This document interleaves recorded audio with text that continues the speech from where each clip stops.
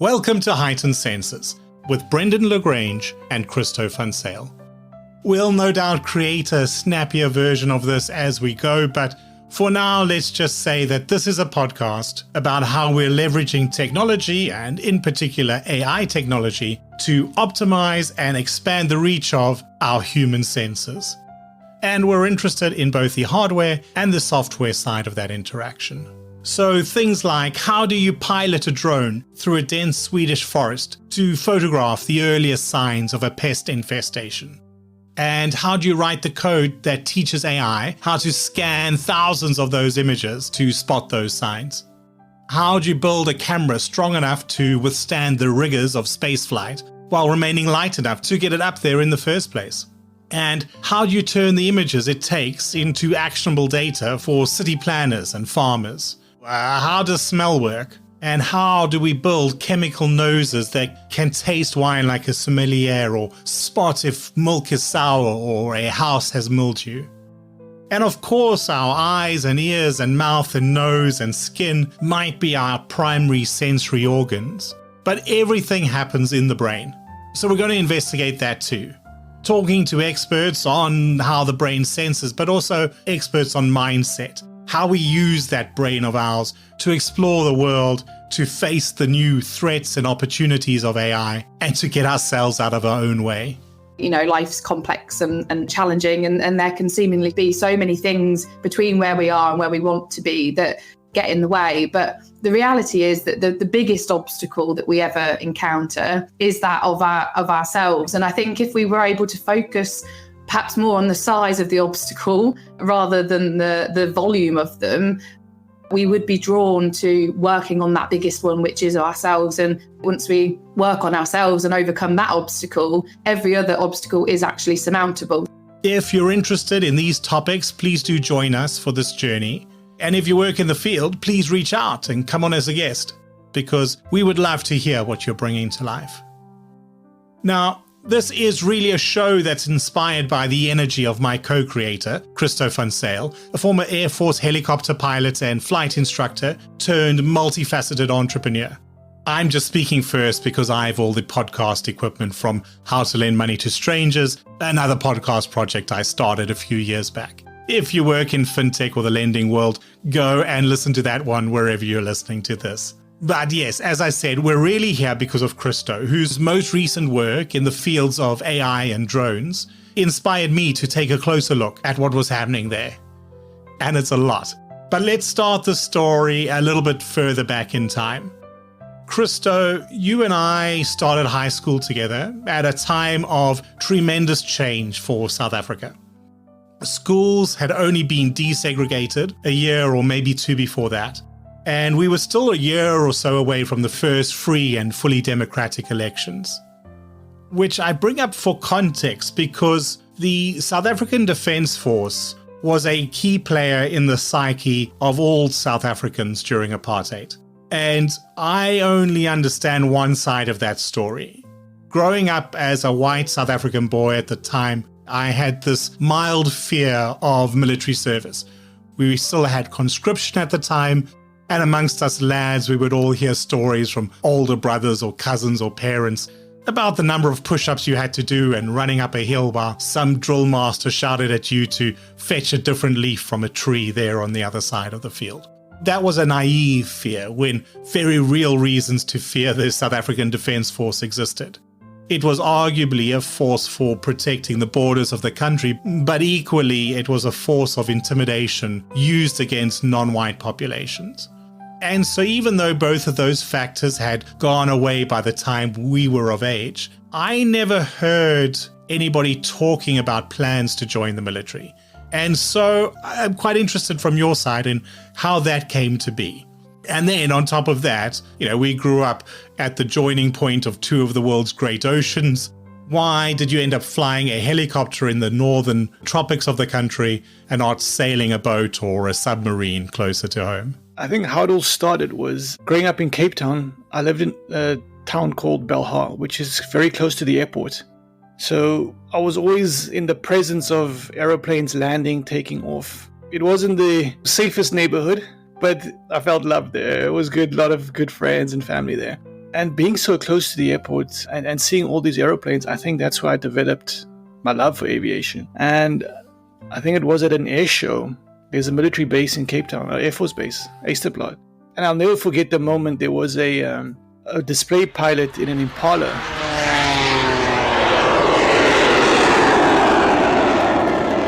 Crossing the crowd line inverted. That got me thinking. We are thousands of people on the ground looking up. I wonder what it must be like in the air to be able to look down at a big crowd like that. I think I was maybe 10, 12 years old at that stage. And you know how it naturally is, you read books, watch Airwolf, all these programs on TV. And the military always had the best hardware at that stage. You could always go fly at SAA, South African Airlines, these big jumbo jets, which I also thought was amazing. But in my mind, I always thought your career progression would be Air Force pilot, do that for a few years, and then you go to the airline. That was sort of the accepted blueprint.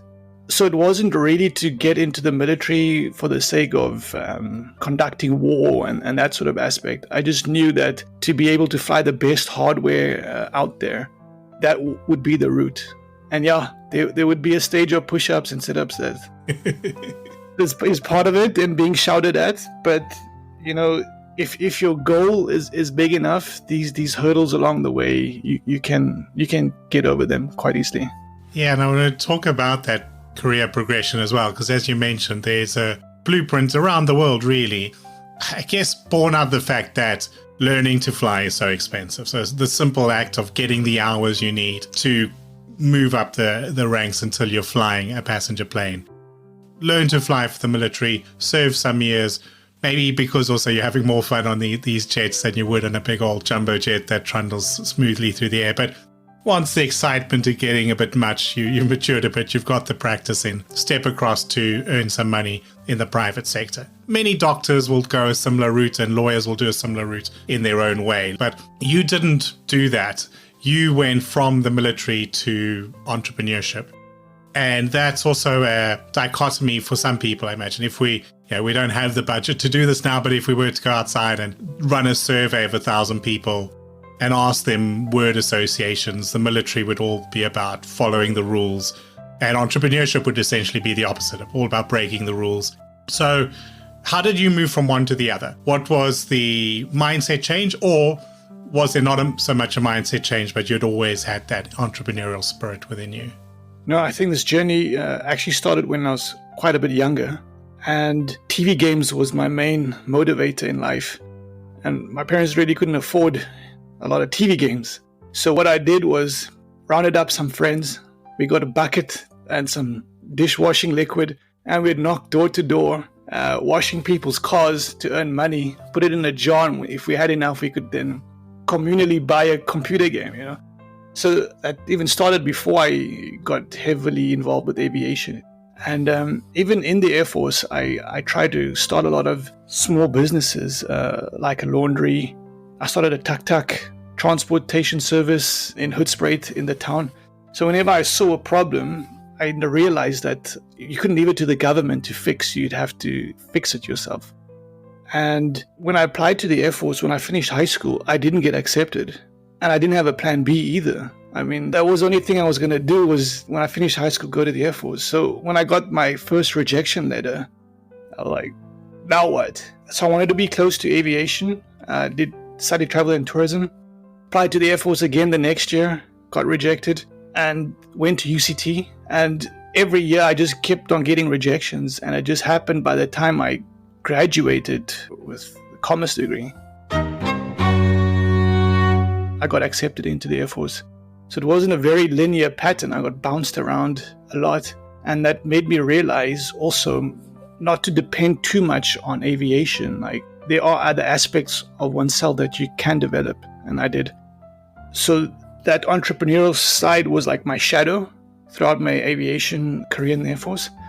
So it's always been there, sort of hidden in the dark. You've already mentioned a number of projects there, many different things on the go, which is one of the things I love about you. But there's one project in particular that's important to the show, because really the show has its roots in that idea. So you and I were talking about this business you're busy launching off the ground sort of in parallel to the show, where you use drones and AI computer vision to spot signs of pest infestations in forests. And these are fields that you didn't necessarily grow up in. They're also not fields I grew up in. So we were talking together and came to the realization that these are fields that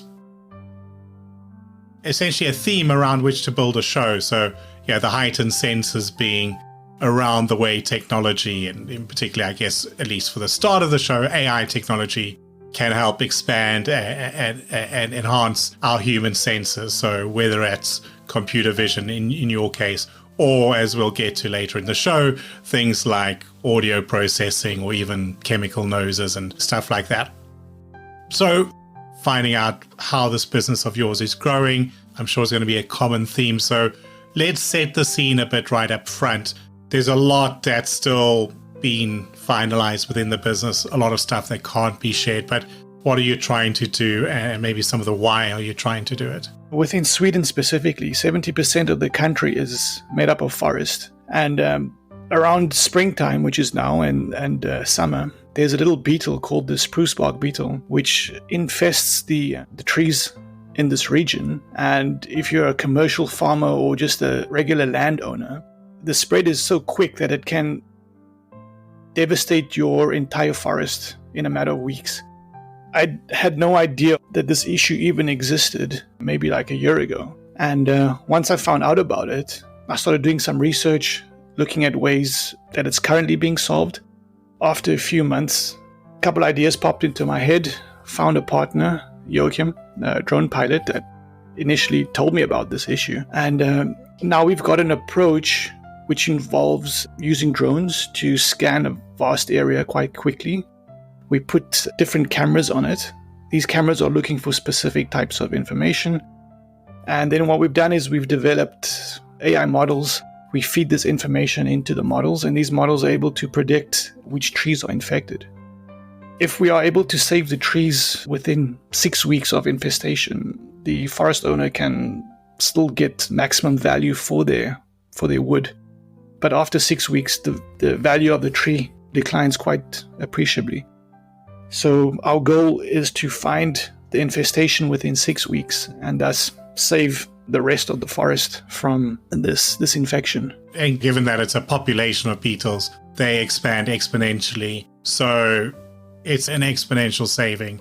And if you've got one of these woodlands and there's an infestation nearby, you have to go and clear the spruce from your land. And yeah, you talked about it in Sweden with climate change, the parts of the world where this beetle couldn't live before, they can live now. So we are seeing this spread and become a bigger problem around the world. But instead of flying a helicopter with one of those buckets that you used to put out forest fires, filling that with DDT and dumping it on a forest and just killing everything there, we can use technology to solve these problems in cleaner ways, faster ways, and at the same time, collect a huge amount of data that we can then use for any other projects that might help the forester. So it's a very exciting time to be in this space. One of our early guests is in the agriculture space, also using drones in a similar way. You've got all of this domain knowledge, which has accumulated over thousands of years with agronomists, farmers, etc. And at the same time, there's this sort of data-driven approach now of building these models that learn off the data and how to inject that domain knowledge into these models. Those are the types of problems we're thinking about all the time at Bay Robotics. Look, I see a lot of opportunity in agriculture. There's sort of more and more application in the space. And I think, there's a lot of opportunity to kind of keep pushing the boundaries. We're freed up from just having like a man and his dog walking around the woods or the orchard or whatever the case may be. It's going to make some big changes. So we're excited to have that happening inside the show. We will, as I said, sort of touch base from time to time. But Christo, as you sort of think about the show, what are you hoping to get from your side? Well, I've been following your other show, How to Lend Money to Strangers, every now and then over the past few years. When you reached out and said, listen, how about we do something in this space regarding innovation, drones, AI, entrepreneurship, I initially was very hesitant because this is not something I'm accustomed to, but this being the year of the yes, I couldn't say no. I think your nature of being curious has been quite infectious. You've passed that on to me now. So now what I intend to see us doing is, if we can visualize a bit of a spider web where the two of us are in the center and our interests go 360 degrees around us. Finance, entrepreneurship, AI, all these different legs emanating out of it. And in that way, not only do we learn and be able to transfer that knowledge into our project, but I think also stimulate other people's thinking that there are a lot of different tools out there, a lot of different ways to solve interesting challenges. And a lot of times, the solution is not that obvious in your field of knowledge. It is sometimes very far out there. Because it's easy detecting photons. Okay, different wavelengths, but that's not that big of a deal. Now, in the chemical domain, that's tough because there are literally millions of possible molecules for which you want to develop a sensor. You have 1,000 different type of receptors in the back of your nose. There are 1,000 different kind of proteins that can interact with chemicals out there. And so that's what we have to replicate electronically. It's really hard. They're biological stuff, they decay if they're not in a biological tissue. So as soon as you put them onto some kind of silicon supports, they're going to deteriorate, which right there makes this science difficult. If we had good sensors, then we don't know whether it would be that hard to demix. But our hope is that our friendship gets stronger, we learn more, and we get to touch upon aspects that we wouldn't normally think about. Yeah, and I think that theme of tools is one that comes through a lot in these early episodes. All of this data is complementary, so I don't think satellites replace drones or vice versa. I do think they can be used in conjunction with each other. We'll see quite a lot of similarities between approaches that have worked in very different sectors of the market, and that's what the digitization and the sort of analytics of data can bring. Our one guest started her career in biomedical imaging, so looking at MRI scans for signs of disease, but also now in her new career as a founder in the financial services space, uses computer vision models to help validate whether a customer is good for a loan that they want to make. We are focusing on informal micro businesses. They are unregistered, they are unbanked, they are excluded from formal financial services. There is not a credit bureau that will give you a positive score on them, right? How do we try to assess the business that this person have? Because at the beginning, we were not even sure they have a business. It could be yes, but it could also be that it's not. And so we started asking for some images of you with your business. And then we also asked for videos. We have different algorithms for images, for videos, for other data from KYC. We have some formal data like criminal history or if you have bank accounts open, stuff like that. So we're seeing transferability of tools, but also we're seeing this appreciation of AI as a tool. So it's about understanding the tools in your toolbox and when and how to use them. It tends to be that you have 10 tools for the job and maybe 3 of them could do the shot that you're looking at now. And what's the easiest one? What's the one that's probably going to work? Because it's like a tripod in the sky. It's something we need to understand how to use. We need to understand where it's strong and where it's weak. And we need to understand what it can bring to the party and what it can't. Yeah, it's about understanding the tools in your toolbox and when and how to use it and what's the cost. And that can sometimes be lost in the headlines. So I'm really looking forward to speaking to practitioners, some of whom have been using these tools for many years now. And we'll hear from them. And we'll also, along the way, hear from some critics. There's some harder questions to answer around things like art and generative AI. So yeah, we're bringing in people from those fields as well, some of whom use AI and some of whom may have less favorable opinions on what that sort of world is doing in terms of commercial art. So lots to explore. Anyone listening to this that's in that field, hAIghtenedsenses@gmail.com. It's heightened with an AI. We're always looking for more guests. Of course, follow us on all the social media. But yeah, I think there is so much to expand from here. Brendan, we don't know that much about you. Do you mind just setting the scene for how you got started off in life.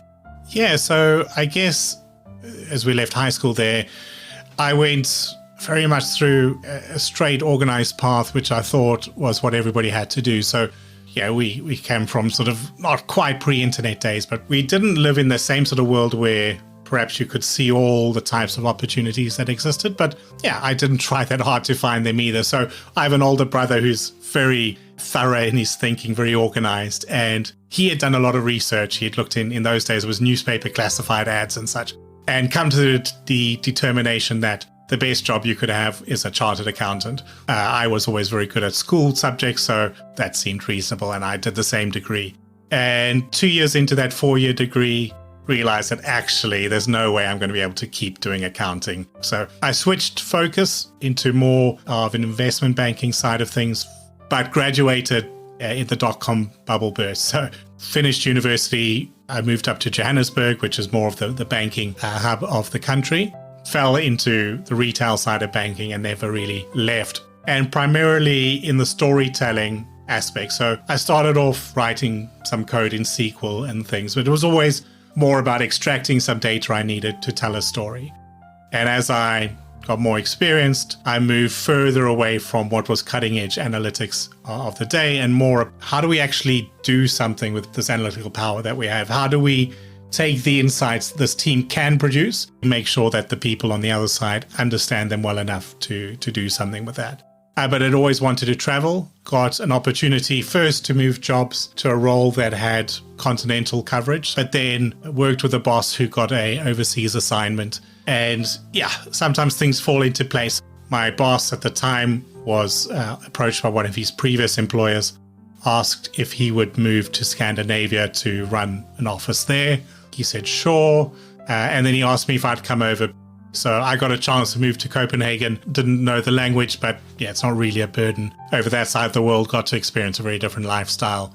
Was having a great time there when I got an offer to move to Hong Kong. We knew that the accommodation tended to be very small and the pace of life very fast. So my now wife and I decided that, yeah, if we were going to do it, we should do it before we had kids and such. So ended up living there for 8 years, helped roll out a number of businesses around Asia, had a super time there. Left when the company bought a business in the United Kingdom, where we're based now. But I'd also realized that although I'd traveled around the world and I'd had different things to say about the industry, it was all very much in how do you issue loans or credit cards to consumers in a sort of mass market space. So I loved listening to podcasts at the time. I would always have them on when I was out riding my bike. And I thought, yeah, it doesn't seem so hard. And we're now 150 episodes recorded, 50 different countries that we've spoken to guests from. We're talking like Azerbaijan, Tajikistan, Moldova, the US, the UK, all over Africa, all over Asia and Australia. You know, once we have the show out there and running and we've got a format we're comfortable with, that you're comfortable with listening to, Christo and I always send each other links to different events we want to come to. So yeah, we want to get out there on the road, start meeting more people. Tell us more about Brendan the author. Oh yes. So yeah, I skipped that, and rightfully so, but I suppose it is relevant. It may even be the first steps towards podcasting. But so I had this idea in my head about writing a novel, and I wasn't doing much with it until I moved to Hong Kong and met up with some people in a writing group there, writing circle. And, it's a lot of imposter syndrome, but I said, you know what, I'm going to go anyway. And I was getting like good feedback. I mean, I met some really nice people there that could appreciate the writing for what it was, which was like not literary at all. It was very much pulp action adventure thriller, sort of a Michael Bay movie thing in book form. But eventually, self-published what became 2 novels, both set in places I'd visited. So the first one's along the Baltic coast of Northern Europe. The second one's set in Hong Kong above the village where we lived on Lantau. I would like to keep doing it, but it does take a lot of time, and there's other things happening in my life now. But Draken, my first book, it's free on Amazon as an ebook download. So yeah, no complaints. Check it out. You can also pay for it in other formats or audiobook. I think it's fine. It's not going to cost you a lot of money. So check it out. I'd be very grateful, but don't be very critical. What I've learned is I'm not going to write the next great novel, I don't think. I've got one or two more. I cast my friends as characters, so I've got requests for people to finish the book so they can see themselves as the villain or the hero of the next story. So I may finish the third or even do a fourth one, but yeah, those books are there. We'll put them in the show notes. I say my other show, every time I announce them, I do get a little bump, which makes me happy and nervous because, yeah, at some stage somebody's going to notice that they're not the best at writing. But I'll keep the prices low and then nobody can complain. How do you spend your time these days? Like, I know you're busy, but what is it that you exactly do these days? I work in a small startup where we've got a really innovative product to help people get access to credit in the developing world. A lot of that is underpinned by some very funky machine learning. But the fact is, often you're running into very simple human issues when you're trying to sell a product. And so I do a lot of why our product could work, how you would use it in your own business, and find myself doing more of that persuasive stuff in my actual day job. Of course, with the podcast as well. Well, now 2 podcasts. And yeah, consulting role I do and in advisory work on your startup and another one that's going, connecting people. I must say, I could be a lot better at how I monetize things at the moment. I'm building up favors, connecting people, and hoping at some point in the future I think of a way to benefit from it myself, but putting people in contact who could both help each other. And yeah, if you're close enough to interesting projects for long enough, then you'll find ways to be involved. That's partly proven by this podcast with sort of bumping into you. So yeah, anyone listening out there with a fintech or related business who wants to talk, feel free to reach out. But yeah, outside of that, 2 kids. My wife is studying a master's degree at the moment, so I've been doing a lot of school runs. My daughter's commute is a lovely drive through avenues of trees almost the whole way, but it is a half an hour each way. So a lot of my days chewed up going back and forth to school and after school activities, looking to maybe get into a bit of education as well to continue that storytelling side of things. But I'm not, I would say, as disciplined as you are to be able to wake up at 4 a.m. and then take myself for an ice bath. But yeah, keep myself busy and see what happens. Brendan, you mentioned learning quite a few times. What has been your philosophy and how has your philosophy changed about life? I started my degree in commerce. One of the very first courses we did was this bombastic American professor who was sort of all-out capitalist. And it was in the sort of tail end of the greed is good Wall Street days. Was it hAIghtened? What was his name? hAIghtened, yeah. hAIghtened, yeah.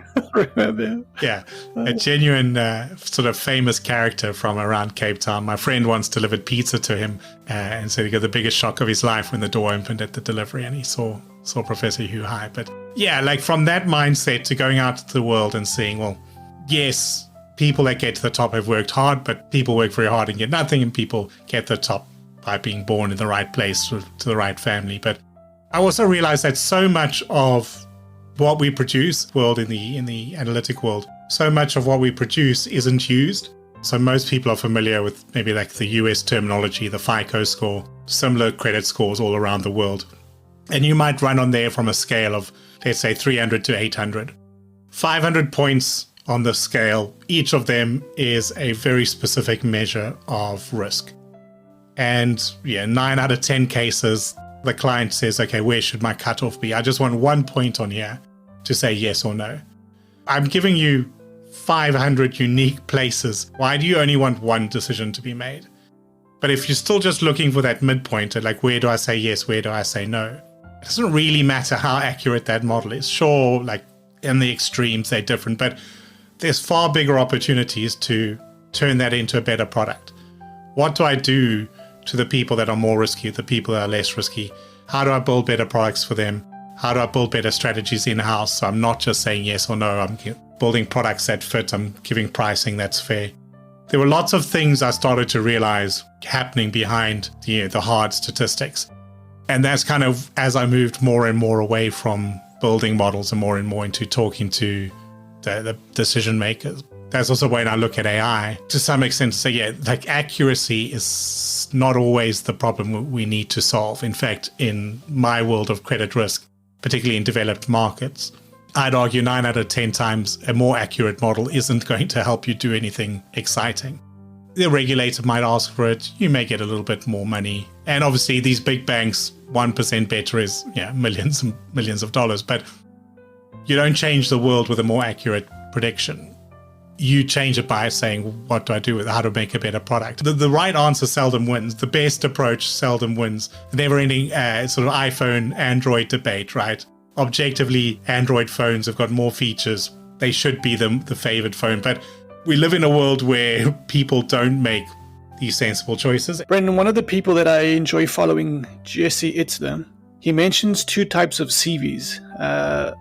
Your work CV and then also your personal sort of adventurous CV. It looks like your work CV is quite packed already. What are you looking at, and what have you done in the past regarding your adventure CV?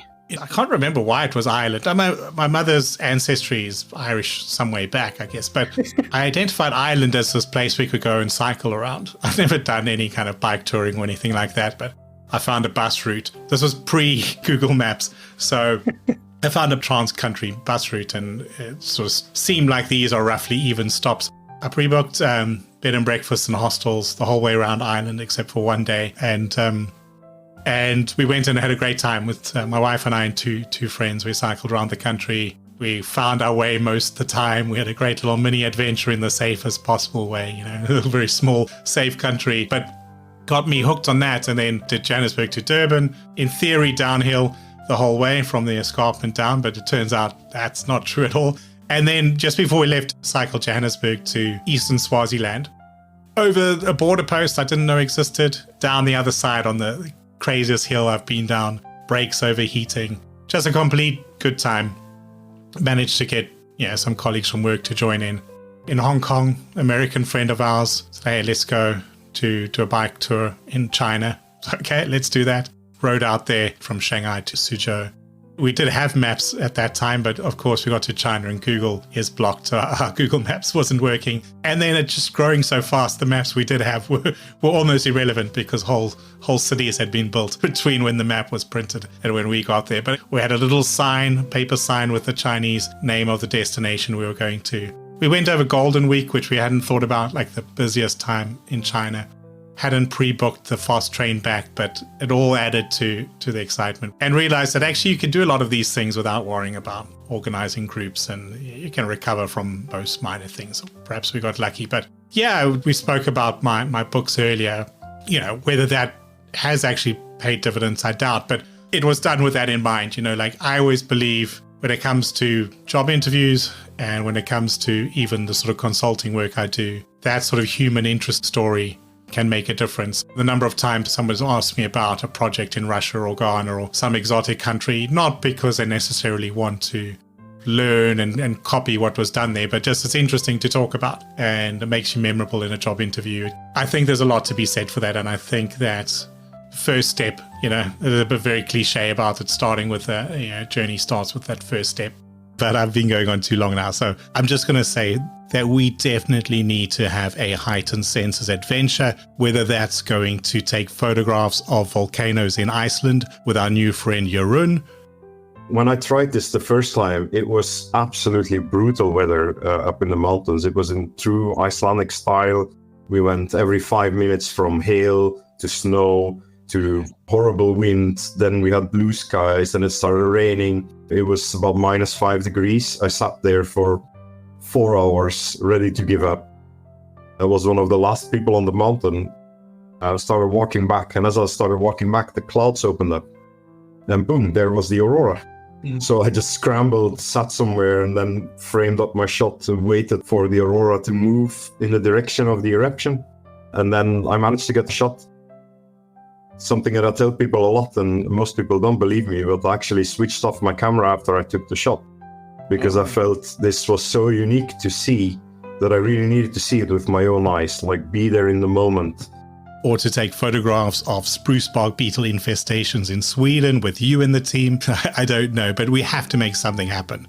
And then let's finish with me bouncing that last question back to you. Christo, what does your adventure CV look like? So, One of my adventures that I managed to stumble upon, I was graduating from University of Cape Town, and we were at a Thanksgiving party at an American digs. And at this party, I met a guy called Brad Paul, and he was into sailing, and we spoke about sailing the whole evening. At the end of the evening, he's like, "You seem quite interested. Come over for a sail next Wednesday." And this day arrived, and it was just absolutely stormy, rain, waves were huge-ish. I'd never been on a yacht before, and I was just ballast. So the skipper would say, "Okay, sit port side, move starboard," as we were racing. And that was the first glimpse of actual, real leadership that I saw. There was probably about 8 crew members on board, besides us ballasts, and how he would direct like an orchestra leader, telling this guy to lower that sail, tack, jibe. The team just worked so well, even though it was raining and stormy. A very exceptional display of leadership there. But yeah, that was my first time on a yacht. And then the next Saturday, they were preparing for the Cape to Rio yacht race. And I got to go on there again, but it was calm, blue skies, absolutely lovely. I got to go around Cape Point, so that was something else. And when we got to the yacht club, Brad said, "Why don't you ask some of the boat owners, perhaps they're looking for extra crew members." And I think the second person we spoke to, Brad just said, "Hey, this is Christo. He's interested in sailing. Have you got a spot on the boat?" A guy called Red Goldswain is like, "Yeah, sure. If you can pay for your plane ticket to Rio, you can bring the yacht back." I was like, "Dude, I've never sailed except the last 2 times. He's like, "Don't worry. You'll pick up everything within a week." I graduated a few weeks after that. I was working at a helicopter tour operator at the waterfront. Earned enough money for a one-way plane ticket to Rio. On the way to the airport, my dad was taking me. It was dark. We were almost at the airport, and I started getting like a mini panic attack. I started thinking, like, I don't know how to sail. I don't know the people I'm sailing with. I might even get thrown overboard. My dad was like, "You didn't wake up this early for nothing." So there was a point of no return there. And got on the plane, spent 3 weeks there, and got to sail back for 21 days. So that was quite an adventure. Great memories from that, and thankful for everyone that made it happen. That is so much more than just a little adventure. I love it. And I love what your father did there. He still left that huge decision entirely in your hands, but took away the easy out. I mean, he must have been almost as scared as you about the idea, but he would have known that if you didn't do it, you would regret it later. But at the same time, that if you felt like he pushed you into it, that when things got hairy, you might not be as focused. You might be blaming him instead of trying to solve whatever was going wrong in the middle of the Atlantic. There's also a lot in there about mindset. We explore that topic at depth with Harriet Sloan in our next episode, which is already published. So as soon as you finish listening to this, which is only another minute or 2 longer, follow the show on whichever podcast platform you are on now, and then go and listen to that. Because there's a little bit of serendipity involved. You had to be at the right time, at the right place. But from that moment, you had to be ready to seize that opportunity. You had to see yourself as worthy of taking on such a crazy adventure, but also capable of coming through it. Both literally and figuratively. I don't think you could take a little boy from Belhar any further away from the comforts of home. So I'm excited to explore more together as the show progresses, which will be every Tuesday from now until our summer break, and then again after we return. And we're delighted to have you all along for the ride. We are also on all the big social media platforms, and we've been pretty busy getting these shows together, so we haven't done a lot of outreach ourselves yet. But we would greatly appreciate it if you came and found us at hAIghtened Senses with an AI, wherever you're usually online. It's also our homepage, hAIghtenedsenses.com, and our email, hAIghtenedsenses@gmail.com. We're going to do our best to keep the conversation going on whichever channel works best for you. And now there's nothing else for me to do other than to play you all out with our new theme tune, which we created with just a click or two using Suno.ai.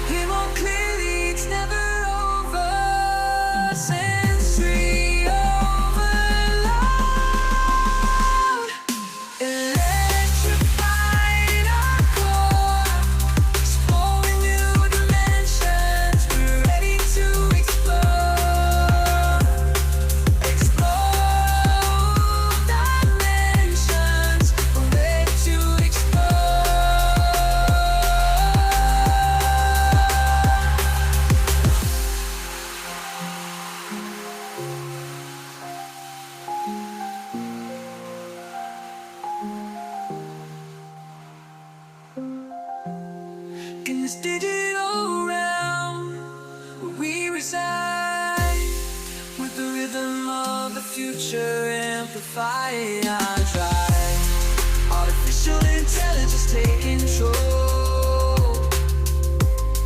heightened senses expand.